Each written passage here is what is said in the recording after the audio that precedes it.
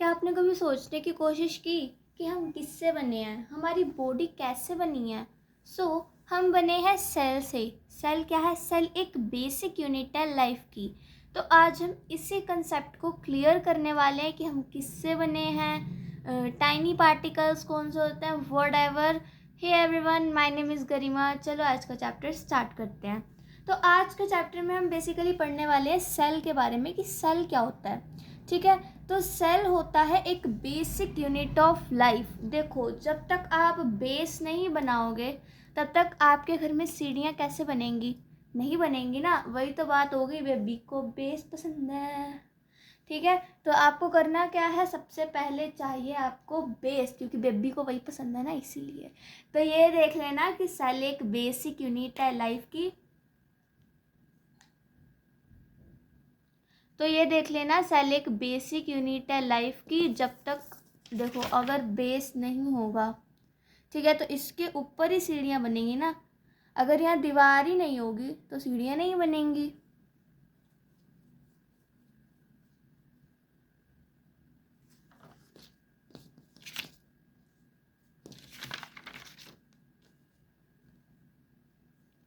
वैसे ही सेल भी वही है। सेल एक बेसिक यूनिट है लाइफ की, जो कि सारी लाइफ के फंक्शंस को परफॉर्म करता है, जैसे कि रेस्पिरेशन, डाइजेशन एंड रिप्रोडक्शन। ये क्या है? ये हमारे लाइफ प्रोसेसेस होते हैं। अगर रेस्पिरेशन नहीं होगी, अगर आप ब्रीथ नहीं करोगे तो क्या होगा? आप मर जाओगे। ऑक्सीजन नहीं आएगी। ऑक्सीजन ज़रूरी होती है ना हमारी बॉडी के लिए, तो अगर ऑक्सीजन नहीं आएगी तो क्या होगा? हम मर जाएंगे। डाइजेशन नहीं होगी तो हमारा वेस्ट मटेरियल जो है पेट में इकट्ठा होता रहेगा, डाइजेस्ट ही नहीं होगा। उसके बाद अगर रिप्रोडक्शन नहीं होगी तो न्यू वंस प्रोड्यूस नहीं होंगे, और जो हमारा क्या है, वंश आगे नहीं बढ़ेगा और हमारी स्पीशीज़ ग्रो नहीं करेंगी, है ना। तो ये क्या है? ये लाइफ प्रोसेसेस हैं जो बहुत ज़रूरी है हमारे लिए। ठीक है, और ये सारी जो फंक्शंस हैं वो कौन परफॉर्म करता है? ये परफॉर्म करता है सेल। समझ में आया? सेल क्या है? सेल एक बहुत छोटी सी यूनिट है जिससे क्या बनती है, जिससे एक पूरा ऑर्गेनिज्म बनता है, एक पूरा सिस्टम होता है। सबसे पहले आता है सेल। सेल सबसे छोटी यूनिट होती है। उसके बाद आता है टिश्यूज। उसके बाद आता है ऑर्गन्स, और उसके बाद आता है ऑर्गन सिस्टम, और फिर ऑर्गेनिज्म। यहाँ पे लिख देती हूँ, ऑर्गन सिस्टम, ऑर्गेनिज्म। अब ये चीज़ को समझो। देखो, सेल क्या है? सेल सबसे छोटी यूनिट है। ठीक है, सेल क्या है? सेल सबसे छोटी यूनिट है। इसी से ही ये मिलके ही क्या बनाती है? Group of cells. Group of cells मिलके क्या बनाती हैं? ग्रुप ऑफ सेल्स मिलके बनाते हैं टिश्यूज। ठीक है जी, ग्रुप ऑफ सेल्स मिलके क्या बनाते हैं? टिश्यूज। और ग्रुप ऑफ टिश्यूज, जब टिश्यूज इकट्ठे हो जाते हैं तो क्या बनता है? तो बनता है ऑर्गन्स। और फिर जब सारे ऑर्गन्स एक साथ काम करने लगते हैं तब क्या बनता है? तब बनता है ऑर्गन सिस्टम। और जब हमारा ऑर्गन सिस्टम सही से काम करने लग जाता है फिर बनता है हमारा पूरा ऑर्गेनिज्म। और मतलब सेल क्या है? सेल सबसे फर्स्ट, सबसे बेसिक और सबसे फंक्शनल यूनिट है लाइफ की। ठीक है, और आगे चलते हैं।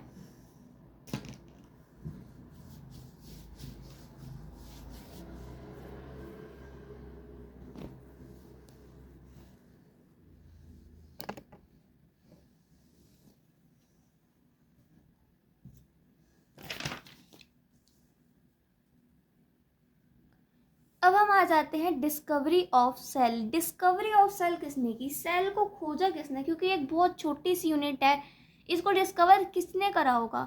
देखो, इसको डिस्कवर किया है रॉबर्ट हुक ने, जो क्या है? एक साइंटिस्ट है। ठीक है, उन्होंने क्या किया? इस सेल को डिस्कवर किया। कहाँ डिस्कवर किया? एक कॉर्क में। ठीक है, बार्क ऑफ ट्री को कॉर्क कहते हैं। ठीक है, जो लकड़ी की छाल होती है ना, उसको हम कॉर्क कहते हैं। ठीक है, उन्होंने एक माइक्रोस्कोप में उसे देखा, और वो माइक्रोस्कोप भी उन्होंने खुद से बनाया था। उन्होंने टाइनी कंपार्टमेंट्स देखे और उसको क्या नाम दिया? उसको नाम दिया सेल। ठीक है, तो सेल किसने इन्वेंट किया? रॉबर्ट हुक ने। उसके बाद है हमारे लिविंग सेल्स। एंटोनी वैन ने क्या किए? ऑब्जर्व किए। एंटोनी वैन ल्यूनहुक, इन्होंने क्या किया? इन्होंने लिविंग सेल ऑब्जर्व किए। किसमें? पॉन्ड वाटर में। ठीक है, पॉन्ड वाटर में इन्होंने लिविंग सेल ऑब्जर्व किए और उसके ऊपर रिसर्च की। फिर cell theory was proposed by Matthias Schleiden and Theodor Schwann. इन्होंने क्या किया? इन्होंने सेल थ्योरी लेके आए ये हमारे बीच में। सेल थ्योरी मतलब कि cell is a basic unit of life, functions perform करती है, मतलब जो सारी थ्योरी है सेल की जब हम पढ़ रहे हैं, ये दोनों ही लेके आए। इन्हीं दोनों ने ही हमारा सिलेबस बढ़ाया। ठीक है, later it was improved by Rudolf Virchow. इन्होंने इसको फिर इम्प्रूव कर दिया और ये क्या लेके आए हमारे बीच में कि जो सेल है वो प्री एग्जिस्टिंग सेल से ही आता है। जो सेल होता है ना हमारा, वो प्री एग्जिस्टिंग सेल से ही बनता है। ठीक है, जैसे एक सेल है, फिर उसने दूसरा सेल बनाया, फिर उसने तीसरा सेल बनाया। ये क्या है? ये हुई वो ट्रांसपोर्ट एक सेल से दूसरे सेल। ठीक है, तो इनका ये कहना था कि एक सेल किससे बनती है? प्री एग्जिस्टिंग सेल से।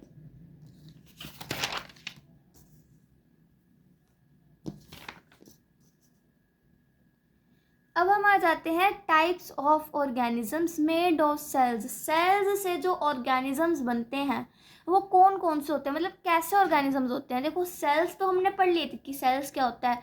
अब सेल से कैसे ऑर्गेनिज्म बनते हैं? देखो, एक सेल से जो ऑर्गेनिज्म बनता है उसे हम यूनिसेल्यूलर ऑर्गेनिजम्स कहते हैं। जो ऑर्गेनिज्म सिर्फ और सिर्फ एक सेल से बनता है उन्हें हम यूनिसेल्यूलर ऑर्गेनिजम्स कहते हैं। और जो ऑर्गेनिजम्स एक से ज़्यादा या फिर बहुत सारे मल्टी सेल से बनता है उन्हें हम बोलते हैं मल्टी सेल्यूलर ऑर्गेनिजम्स। ठीक है, तो ये क्या है? ये सिंगल सेल से बना है। ठीक है जी, ये सिंगल सेल से बना है और इसमें सिर्फ एक सेल ही सारी एक्टिविटीज़ परफॉर्म करता है। ऑब्वियसली अगर एक सेल है तो एक ही सारी एक्टिविटीज़ परफॉर्म करनी पड़ेंगी, उसको सारी लाइफ प्रोसेसेस अकेले ही करनी पड़ेंगी। इसका एग्जाम्पल है अमीबा। अमीबा को आपने देखा होगा, उसकी बहुत इरेगुलर शेप होती है ना। और मल्टी सेल्यूलर ऑर्गेनिजम्स जो हैं different cell different function perform करते हैं। कुछ सेल रिप्रोडक्शन करते हैं, कुछ रेस्पिरेशन करते हैं। ये क्या होती है?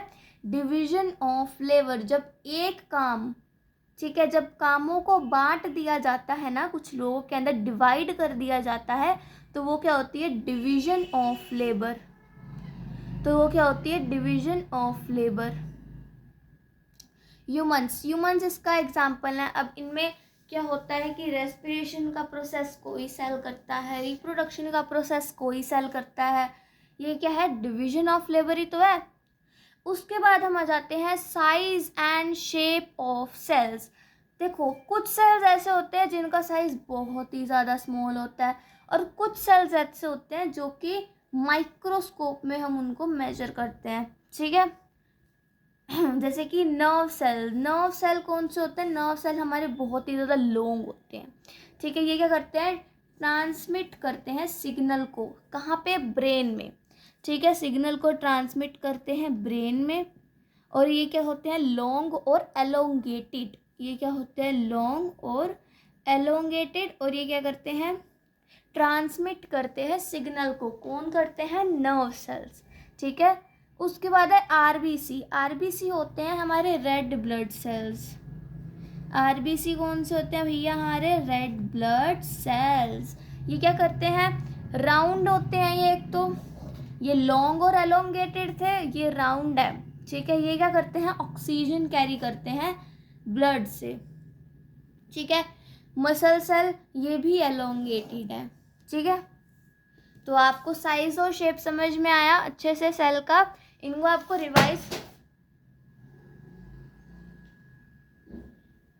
रिवाइज करते रहना, तब भी आपको समझ में आएगा। ये नहीं है कि आप एक वीडियो 10 मिनट की खोल कर बैठ गए और आपको सारी चीज़ें समझ में आ जाएंगी। नो, जब तक आप प्रैक्टिस नहीं करोगे आपको नहीं आने वाला। किसी भी चीज़ को सीखने से पहले आपको सबसे पहले प्रैक्टिस आनी चाहिए। ठीक है, तो समझो इस चीज़ को। आगे चलते हैं हम।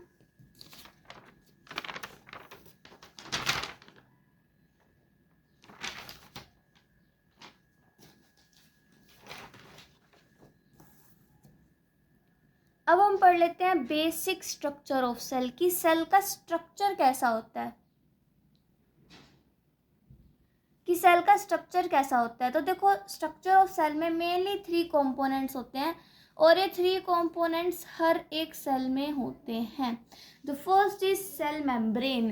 क्या है जी? Cell membrane. सेल मेम्ब्रेन को हम प्लाज्मा मेम्ब्रेन भी बोलते हैं, ठीक है। सेल मेम्ब्रेन का मतलब वो मेम्ब्रेन जो सेल के आर पार लगी है, जैसे कि ये हमारा सेल और इसके आर पार जो मेम्ब्रेन लगी है, इस मेम्ब्रेन को हम कहेंगे सेल मेम्ब्रेन, ठीक है। The outer boundary of cell, ये क्या है? आउटर बाउंड्री, मैंने यही बनाया। आउटर बाउंड्री जो होती है सेल की, उसे हम बोलते हैं सेल मेम्ब्रेन, जो क्या करती है? सेल कंटेंट को सेपरेट करती है एक्सटर्नल इन्वायरमेंट से। अब ये क्या है हमारी जी? एक्सटर्नल इन्वायरमेंट है, ठीक है। ये क्या है? हमारी एक्सटर्नल इन्वायरमेंट है। इससे क्या करती है? प्रोटेक्ट करती है। कौन? Cell membrane. इसमें है सेल कंटेंट, ठीक है। इन सेल कंटेंट को प्रोटेक्ट करती है कौन? Cell membrane. इस एक्सटर्नल इन्वायरमेंट से, बाहर की गंदगी या फिर जो भी इन्वायरमेंट है उससे प्रोटेक्ट करती है कौन? Cell membrane. It controls the entry exit of substances. ये क्या करती है? किसी भी सब्सटेंस का सेल के अंदर आना या जाना देखती है। अगर किसी कंटेंट को अंदर आना है तो सबसे पहले पूछती है अभी, हाँ देखती है भी, हाँ ये सेल के लिए सही है या नहीं है, ठीक है। तो इसके अंदर कुछ ही सब्सटेंस एंटर कर सकते हैं, सारी सब्सटेंस एंटर नहीं कर सकते। और जो वेस्ट मटेरियल होते हैं वो क्या कर जाते हैं? वो एग्जिट कर जाते हैं। इसको हम सिलेक्टिवली परमिएबल मेम्ब्रेन भी क्या कहते हैं? Selectively permeable membrane. क्यों? क्योंकि ये कुछ ही चीज़ें सिलेक्ट करती है, ठीक है। क्योंकि ये कुछ ही चीज़ें सिलेक्ट करती है सेल के अंदर आने के लिए। क्यों? क्योंकि अगर सारी चीज़ें चली जाएंगी तो फिर सेल ही नहीं बचेगा ना, ठीक है। तो ये क्या करती है? सिर्फ कुछ चीज़ों को ही अलाउ करती है सेल के अंदर जाने के लिए। इसीलिए ये क्या है? इसीलिए ये है सिलेक्टिवली परमिएबल मेम्ब्रेन। ये क्या करती है? सेल को प्रोटेक्ट करती है। ये है क्या? ये आउटर बाउंड्री है सेल की, जो कि सेल कंटेंट को सेपरेट करती है एक्सटर्नल इन्वायरमेंट से, ठीक है, जो हमारी बाहर की इन्वायरमेंट है उससे।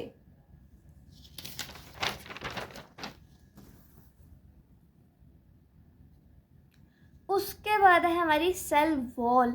सेल वॉल हर किसी में नहीं होती। सेल वॉल सिर्फ और सिर्फ प्लांट सेल में होती है, ठीक है। अब ये सेल वॉल होती क्यों है? सेल वॉल प्लांट सेल में ही होती है सिर्फ।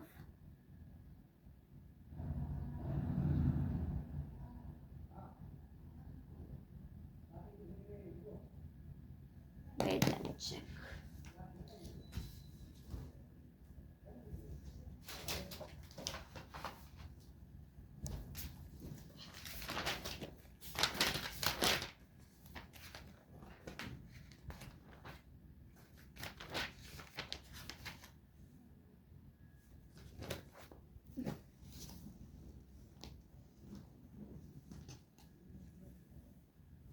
तो अब हम आ जाते हैं हमारी सेल वॉल पे। ये भी क्या है? ये एक पार्ट है हमारे सेल का, ठीक है। सेल वॉल सिर्फ और सिर्फ प्लांट सेल में होती है। सेल वॉल, ये चीज़ ध्यान रखना कि सेल वॉल जो है सिर्फ प्लांट सेल में होती है, ये एनिमल सेल में नहीं होती है। क्यों नहीं होती? इसका रीज़न हमें आगे पता चल जाएगा, ठीक है। तो सेल वॉल क्या होती है? Rigid outer layer outside the membrane, ठीक है। अब ये है हमारा सेल, ये हो गया हमारा मेम्ब्रेन, ठीक है। एक और जब मेम्ब्रेन बन जाता है, एक और जो वॉल बन जाती है, इस वॉल को हम बोलते हैं सेल वॉल। ये क्या होती है? ये रिगिड आउटर कवरिंग होती है किसकी? सेल की। और ये क्या हो गया हमारा? Cell membrane. क्या हो गया? Cell membrane. और यहाँ पे क्या है? Cell content. अब ये मेम्ब्रेन क्या कर रही है? कुछ ही चीज़ों को सिलेक्ट कर रही है अंदर या बाहर आने के लिए। और ये जो सेल वॉल है, ये क्या कर रही है? प्रोटेक्ट कर रही है। किसको प्रोटेक्ट कर रही है? सेल वॉल को।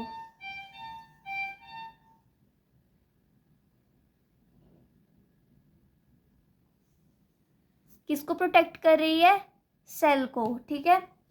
अब ये रिगिड आउटर कवरिंग है किसके? Outside membrane. मेम्ब्रेन के आउटसाइड होती है ये कवरिंग, किससे बनी होती है जी? ये बनी होती है सेल्यूलोज से, ठीक है। सेल वॉल किससे बनी होती है? सेल वॉल बनी होती है सेल्यूलोज से, ठीक है। अब इसके फंक्शंस में हैं, ये क्या करती है? शेप देती है, ठीक है। और क्या करती है? स्ट्रेंथ प्रोवाइड करती है। स्ट्रेंथ प्रोवाइड करती है किसको? सेल को। सेल को ये स्ट्रेंथ प्रोवाइड करती है। प्रोटेक्ट करती है सेल को, जेडेक्स प्रोटेक्शन हो गई है, तो हायर सिक्योरिटी हो गई है ना। प्रोटेक्ट करती है सेल को और ये शेप भी देती है सेल को। अब आप कहोगे जी ये सिर्फ प्लांट सेल में ही क्यों होता है, ये एनिमल सेल में क्यों नहीं होता? देखो, प्लांट सेल क्या है? मूव नहीं कर सकते, प्लांट्स मूव नहीं कर सकते ना, प्लांट्स देख सकते, लेकिन जो हम हैं, जो ह्यूमंस हैं, वो देख सकते हैं, चल सकते हैं, दौड़ सकते हैं, अपने आप को गति हम खुद दे सकते हैं, है ना, दे सकते हैं कि नहीं। लेकिन प्लांट्स को गति देने वाला कोई नहीं है, इसलिए उनकी क्या है, एक बना ही ऐसा है उनका कि उनके पास क्या है? सेल वॉल है, जो कि रिगिड आउटर कवरिंग है, ठीक है, जो कि प्रोटेक्ट करती है किसको? प्लांट सेल को प्रोटेक्ट करती है, ठीक है, उसको स्ट्रेंथ प्रोवाइड करती है और शेप देती है, इसीलिए ये सिर्फ प्लांट सेल में है। अब हम आ जाते हैं न्यूक्लियस पे। न्यूक्लियस क्या होता है? देखो, न्यूक्लियस तो बहुत ही ज़्यादा है, न्यूक्लियस में तो न्यूक्लियस को हम ब्रेन ऑफ द सेल भी बोलते हैं, ठीक है। न्यूक्लियस को हम ब्रेन ऑफ सेल क्यों बोलते हैं भाई? न्यूक्लियस को हम ब्रेन ऑफ सेल इसीलिए बोलते हैं क्योंकि बहुत सी चीज़ें इसी से ही होती हैं। इसके पास क्या होता है? इसके पास होता है डीएनए। डीएनए की फुल फॉर्म आपको पति डीएनए की फुल फॉर्म आपको पता होनी चाहिए, which is deoxyribose nucleic acid, ठीक है। डीएनए की फुल फॉर्म क्या है? डीऑक्सीराइबोस न्यूक्लियाइक एसिड, ठीक है। तो ये क्या करता है? न्यूक्लियस डीएनए कंटेन करता है। अब आप कहोगे जी मैम डीएनए क्या होता है? देखो, डीएनए कुछ वो सब्सटेंस होता है हमारे न्यूक्लियस के अंदर जो जेनेटिकल इंफॉर्मेशन रखता है। जेनेटिकल इंफॉर्मेशन का मतलब है कि अगर आप हो, ठीक है, आप अपनी मम्मी की तरह दिखते हो ज़्यादा, या फिर आप अपने पापा की तरह दिखते हो, ये क्या है? जीन्स हैं, ठीक है, इनको हम जीन्स बोलते हैं। जब आप अपने मम्मी या पापा की तरह दिखते हो, वो जीन्स की तरह ही, जीन्स की वजह से ही दिखते हो, ठीक है। और वो क्यों कंटेन करता है? डीएनए, ठीक है। डीएनए की वजह से आप अपने मम्मी या पापा की तरह लगते हो, किसी और की तरह नहीं दिखते हो, है ना। मतलब आपके कुछ जो चाहे आपकी आँख उन पे गई है, नाक उन पे गई है, पूरे आप उनके जैसे नहीं हो, लेकिन कुछ चीज़ें उनसे मैच करती हैं जो ये बताती हैं कि आप उनकी औलाद हो, ठीक है, निकम्मी। उसके बाद है ये क्रोमोसोम कंटेन करते हैं। क्रोमोसोम का भी सेम ही काम है ना। इसके अंदर क्या होता है? इसके अंदर भी न्यूक्लियस प्रेजेंट होता है। उसके बाद इसके फंक्शंस होते हैं कुछ। ये सारी एक्टिविटी क्या करता है? कंट्रोल करता है सेल की।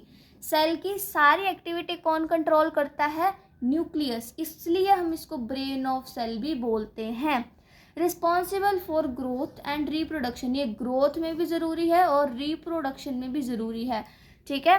रिप्रोडक्शन में क्यों ज़रूरी है? क्योंकि ये क्रोमोसोम कंटेन करता है, डीएनए कंटेन करता है, जो कि जेनेटिकल इंफॉर्मेशन रखते हैं।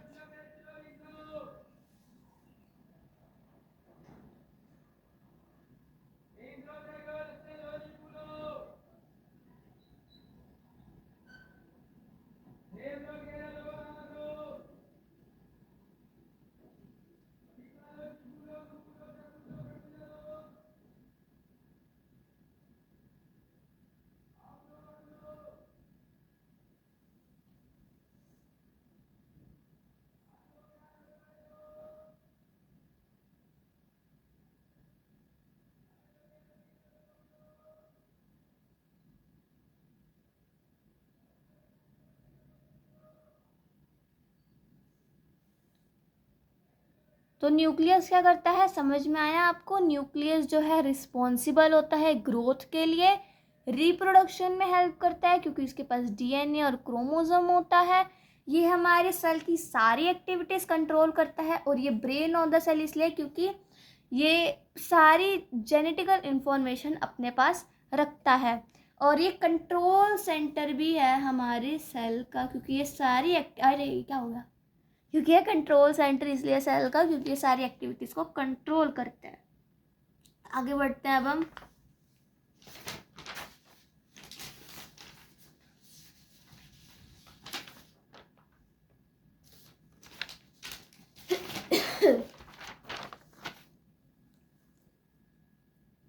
अब हम आ जाते हैं साइटोप्लाज्म। साइटोप्लाज्म क्या होता है? देखो, साइटोप्लाज्म एक जेली लाइक फ्लूइड स्ट्रक्चर होता है।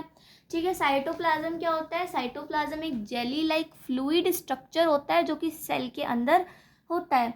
ठीक है, it is present between the cell membrane and the nucleus. Cell membrane और न्यूक्लियस के बीच में ये होता है। ठीक है, और ये क्या करता है? इसके अंदर थोड़ी सी ऑर्गेनेलीज प्रेजेंट होती हैं। क्या प्रेजेंट होती हैं जी? ऑर्गेनेलीज प्रेजेंट होती हैं जो कि स्पेसिफिक फंक्शन परफॉर्म करती हैं। क्या परफॉर्म करती हैं? स्पेसिफिक फंक्शन परफॉर्म करती हैं। चलो अब हम कुछ ऑर्गेनेलीज के बारे में पढ़ लेते हैं। The first is mitochondria. इसका नाम आपने पहले शायद सुना हो। ठीक है, तो माइटोकॉन्ड्रिया क्या होता है? माइटोकॉन्ड्रिया को हम बोलते हैं पावर हाउस ऑफ सेल। क्या बोलते हैं? Power house of cell. क्यों बोलते हैं? क्योंकि ये पावर प्रोवाइड करता है, ये एनर्जी प्रोवाइड करता है। किसको प्रोवाइड करता है? सेल को। ठीक है, सेल को एनर्जी प्रोवाइड करता है in the form of ATP. ATP की फुल फॉर्म है एडिनोसिन ट्राइफॉस्फेट। ठीक है, तो माइटोकॉन्ड्रिया क्या करता है? एनर्जी प्रोड्यूस करता है in the form of ATP, adenosine triphosphate, और इसीलिए हम इसको बोलते हैं पावर हाउस ऑफ सेल। ठीक है,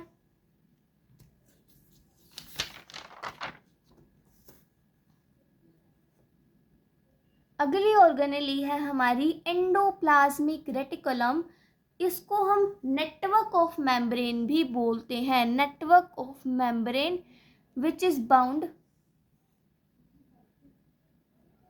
अगली ऑर्गेनेली है हमारी एंडोप्लाज्मिक रेटिकुलम। इसको हम नेटवर्क ऑफ मेम्ब्रेन भी बोलते हैं, जो कि बाउंड करती है ट्यूब्स और शट करती है। ठीक है, इसको हम क्या बोलते हैं? Network of membrane. किसको बोलते हैं? Endoplasmic reticulum. ठीक है, इसके टाइप्स होते हैं दो, रफ एंडोप्लाज्मिक रेटिकुलम और स्मूथ एंडोप्लाज्मिक रेटिकुलम। अब इसमें क्या होता है? रफ एंडोप्लाज्मिक रेटिकुलम में प्रोटीन बनता है। ठीक है, और क्योंकि इसके अंदर राइबोसोम्स प्रेजेंट होते हैं। देखो राइबोसोम्स क्या होते हैं, ये आगे आएगा, लेकिन मैं फिर भी आपको थोड़ा सा बता देती हूँ कि राइबोसोम्स क्या होते हैं। देखो, राइबोसोम्स प्रोटीन सिंथेसिस करते हैं, वो प्रोटीन्स बनाते हैं। ठीक है, तो जो हमारा रफ एंडोप्लाज्मिक रेटिकुलम होता है, इसके अंदर राइबोसोम्स प्रेजेंट होते हैं जो क्या करते हैं? प्रोटीन बनाते हैं। और स्मूथ ईआर में, स्मूथ एंडोप्लाज्मिक रेटिकुलम में फैट बनता है, लिपिड बनता है। समझ गए? रफ एंडोप्लाज्मिक रेटिकुलम में प्रोटीन बनता है और स्मूथ एंडोप्लाज्मिक रेटिकुलम में फैट बनता है, लिपिड बनता है। और फिर इन दोनों को कंबाइन करके क्या बनती है? सेल मेम्ब्रेन बनती है। ठीक है, क्या बनते हैं? सेल मेम्ब्रेन बनती है। हमने ये चीज़ देखी है ना कि जो हमारा सेल मेम्ब्रेन है वो किससे बना है? पीछे हम पढ़ के आए हैं ना सेल मेम्ब्रेन के बारे में। सेल मेम्ब्रेन हमारी बनी है प्रोटीन और लिपिड से। किससे? प्रोटीन और लिपिड से। ये प्रोटीन और लिपिड्स यहीं से आ रहे हैं, एंडोप्लाज्मिक रेटिकुलम से ही आ रहे हैं। तो जब इनके कंबाइन होके जब वो हमारी सेल मेम्ब्रेन बनती है, उसको हम क्या बोलते हैं? Membrane biogenesis. उस प्रोसेस को हम क्या बोलते हैं?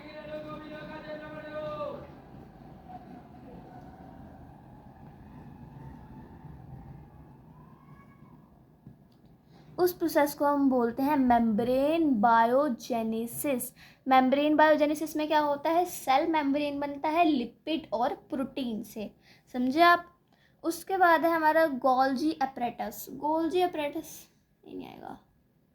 गोल्जी एपरेटस क्या करता है? पैकेजिंग करता है और ट्रांसपोर्टेशन करता है प्रोटीन की। अब यहाँ हमारा एंडोप्लाज्मिक रेटिकुलम में बन गया, ये पैक करेगा अब। ठीक है, और फिर इसको ट्रांसपोर्ट कर देगा प्रोटीन को। ठीक है, तो ये मान लो कि ये डिलीवरी बॉय है, ये पोस्ट ऑफिस है सेल का। और इधर क्या बनते हैं? इधर बनते हैं लाइसोसोम्स। क्या बनते हैं? लाइसोसोम्स। हम लाइसोसोम्स के बारे में भी पढ़ेंगे कि लाइसोसोम्स क्या होते हैं। ठीक है, तो गोल्जी एपरेटस क्या करता है? गोल्जी एपरेटस पैकेजिंग करता है और ट्रांसपोर्टेशन करता है किसकी? प्रोटीन की। तो इसीलिए क्या है? ये पोस्ट ऑफिस है सेल का। और इधर क्या बनते हैं? इधर लाइसोसोम्स भी बनते हैं। ठीक है, उसके बाद है हमारे राइबोसोम्स। राइबोसोम्स क्या होते हैं भाई? राइबोसोम्स मैंने आपको बताया इट्स सिंथेसिस प्रोटीन, और ये बहुत ही ज़्यादा छोटे होते हैं। राइबोसोम्स का सिर्फ इतना है कि ये प्रोटीन्स बनाते हैं, ठीक है।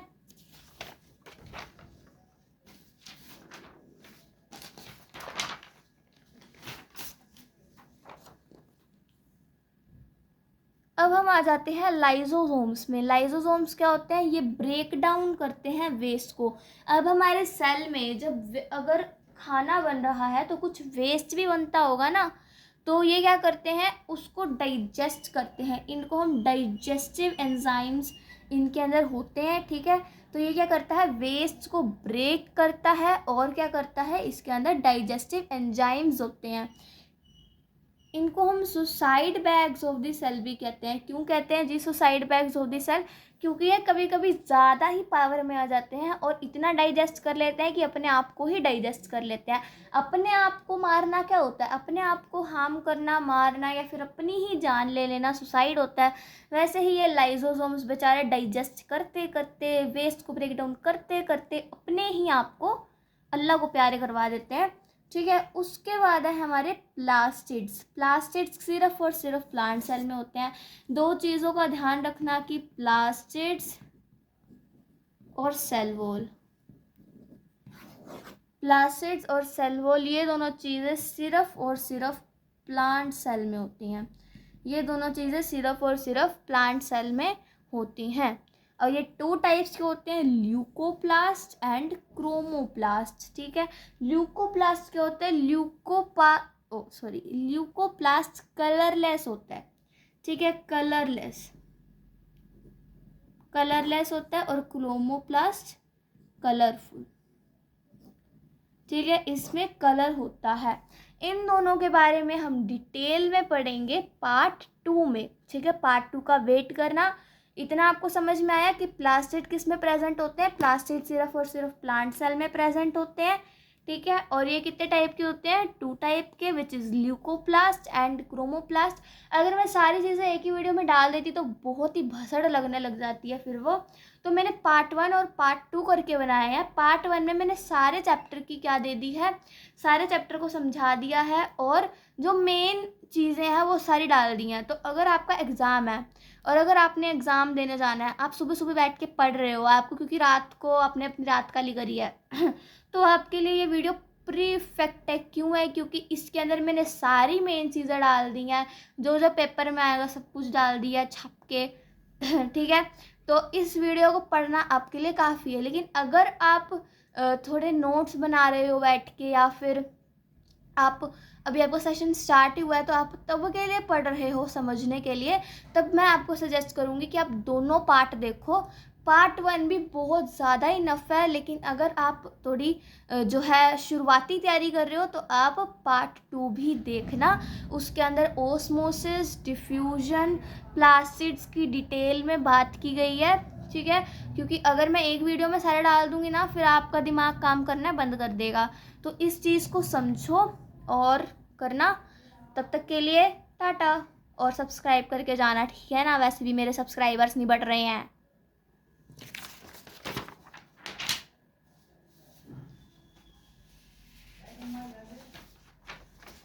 तो इस चीज़ को समझो। अब हम कर लेते हैं एक डायग्राम, ठीक है, एक डायग्राम। तो इस डायग्राम में हमें कुछ चीज़ें बतानी है कि क्या है क्या नहीं है। तो देखो ये क्या है? ये एक आउटर कवरिंग है। चलो पहले यही बता दो तुम। ये आउटर कवरिंग है, ठीक है, सेल की। इसको हम क्या कहते हैं? मेम्ब्रेन टाइप है। इसको हम क्या कहते हैं? Plasma membrane. क्या बोलते हैं जी? Plasma membrane. और इसके बाहर एक आउटर कवरिंग है। इस आउटर कवरिंग को हम क्या बोलते हैं? सेल वॉल, ठीक है। और ये क्या है? Nucleus, brain of the cell, okay. और मैंने बताया था jelly like fluid structure nucleus और मेम्ब्रेन के बीच में, किसे क्या कहते हैं? उसको साइटोप्लाज्म। और साइटोप्लाज्म क्या कंटेन करता है? साइटोप्लाज्म कंटेन करता है ऑर्गेनेलीज। क्या कंटेन करता है? ऑर्गेनेलीज, ठीक है। अब इसको हम लेबल भी कर देंगे, ठीक है।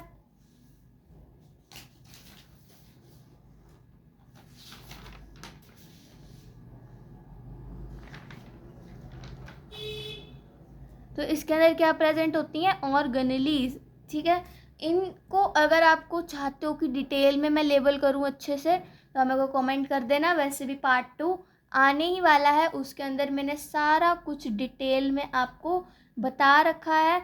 और अगर आप ये वीडियो देख रहे हो पेपर से पहले तो आपके लिए बहुत ही ज़्यादा अच्छी है, आपको कुछ देखने की ज़रूरत ही नहीं है क्योंकि मैं सारा पेपर ही छाप के ले आती हूँ यहाँ पे। ठीक है, और मिलते हैं आपसे अगली बार, तब तक के लिए सब्सक्राइब करके जाना, सब्सक्राइबर्स नहीं बढ़ रहे मेरे। ठीक है,